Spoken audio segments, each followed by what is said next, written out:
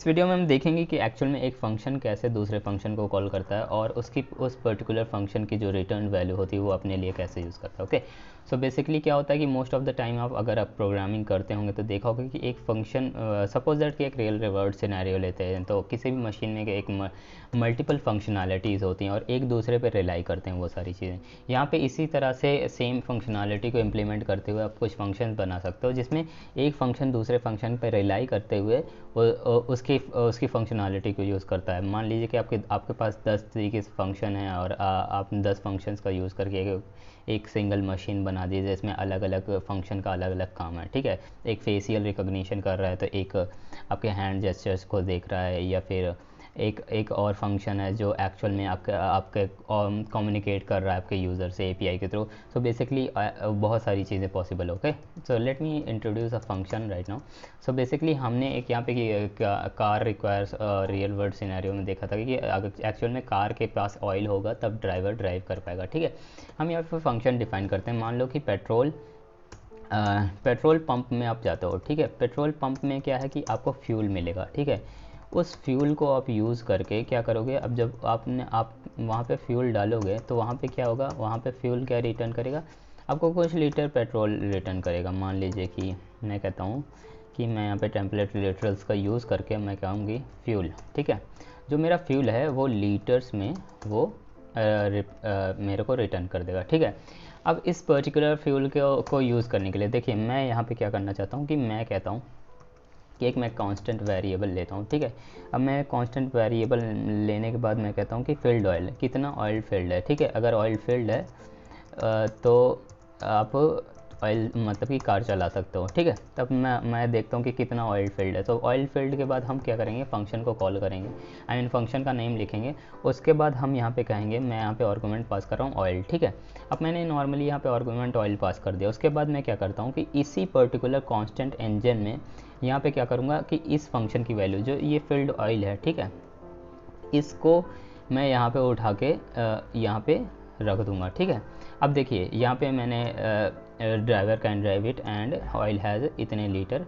ठीक है, car has 1 litre और 2 litre, Jordan something someone can drive it. Okay, and in order to call it मैं क्या करूँगा, इसको डायरेक्ट कॉल करूँगा। ठीक है, तो let me show you that car requires. Okay, car requires, अब कार को क्या चाहिए, कार को चाहिए मैं कहता हूँ कि 5 लीटर पेट्रोल हो गया और इसके पास ड्राइवर क्या है, ड्राइवर मान लो कि माइकल है। ठीक है, माइकल ड्राइव कर रहा है, Michael. So let me see, Michael is driving right now. Okay, so basically अगर हम कंसोल पे चलते हैं और अगर देखते हैं, let me inspect it. So basically inside this console हमें क्या होगा कि हमें कोड देखने को मिल जाएगा। ठीक है, and car has a 5 liter and Michael can drive it, but let me show you how this code work. Okay, so basically this is the diagram that I have write for you. So basically same exact code है, मैं आपको दिखाता हूँ। देखो क्या है कि जब हमने इस पर्टिकुलर फंक्शन को कॉल किया यानी कि कार रिक्वायर फंक्शन को, तो जैसे कि हमने यहाँ पे एक मतलब कि एक आर्गूमेंट पास किया, तो यहाँ पे ये 5 आर्गूमेंट क्या होगा, ये ऑयल पे जाएगा। ठीक है, तो ये 5 वाला ये आर्गूमेंट यहाँ पे जाएगा। ठीक है, उसके बाद ये जो ऑयल वाला आर्गूमेंट होगा, पैरामीटर होगा, इस पर्टिकुलर आर्गूमेंट में जाएगा। ठीक है, अब यहाँ का जो है, यहाँ का जो ये पैरामीटर है, यहाँ से ये उठ कर जाएगा इस पर्टिकुलर पैरामीटर में। ठीक है, ये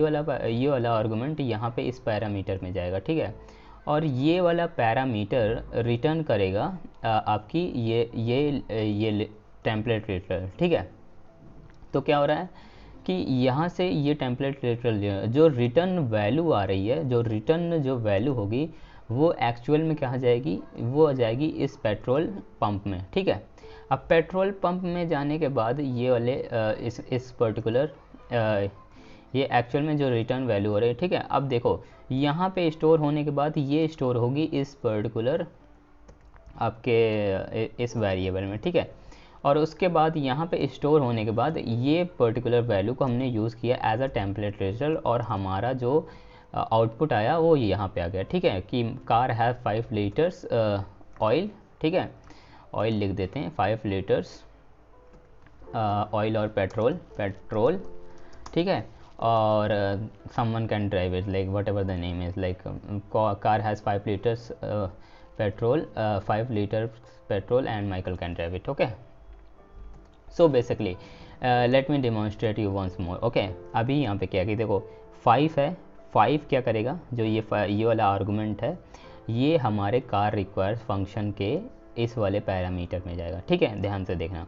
उसके बाद ये वाला जो पैरामीटर है या यहाँ पे इस आर्गुमेंट में जाएगा, ठीक है, और उसके बाद ये आर्गुमेंट पास होकर जाएगा इस पैरामीटर में, ठीक है। ये पैरामीटर क्या रिटर्न करेगा, ये वाली वैल्यू रिटर्न करेगी अकॉर्डिंग टू दिस फंक्शन, ठीक है। अब ये टेम्पलेट लिटरल है, तो यहाँ पे हमने 5 पास किया, तो यहाँ पे क्या होगा, 5 लीटर्स रिटर्न करेगा, ठीक है। अब जो ये 5 लीटर्स रिटर्न करेगा, ये एक्चुअल में आएगा यहाँ पे, ठीक है, यहाँ पे स्टोर होगा, ठीक है। अब यहाँ पे स्टोर होने का मतलब कि इस पर्टिकुलर वैल्यू में स्टोर हो जाएगा, ऑयल में स्टोर हो जाएगा, ठीक है।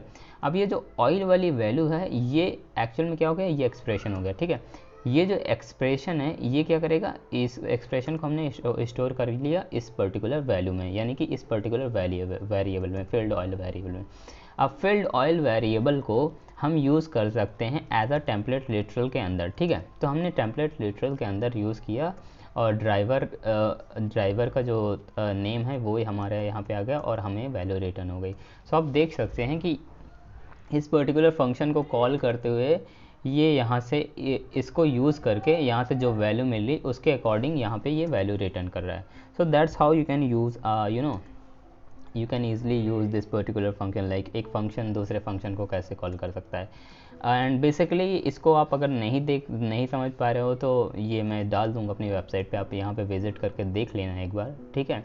मैं नीचे सबकी सारी चीज़ों की लिंक दे दूँगा, आपको मिल जाएगी और आराम से आप विज़िट करके इस ग्राफ को देख लेना, यहाँ पे आपको सारी चीज़ें समझ में आ जाएंगी। और अगर ये नहीं समझ में आया फिर आप एक बार ध्यान से देख लो एंड होपफुली आपको बहुत अच्छे तरीके से समझ में आ जाएगा। So thanks for watching guys, और हम काफ़ी दूर तक आ गए हैं और हम देखिए कि धीरे धीरे करके हमने फंक्शंस को क्लियर कर लिया, हमारा फंक्शंस ख़त्म हो गया है और हम एक बार रिवाइज़ करेंगे एक्चुअल में फंक्शंस, सारे फंक्शंस को, उसके बाद हम आगे बढ़ जाएंगे, आगे की चीज़ों को देखेंगे। So thanks for watching guys.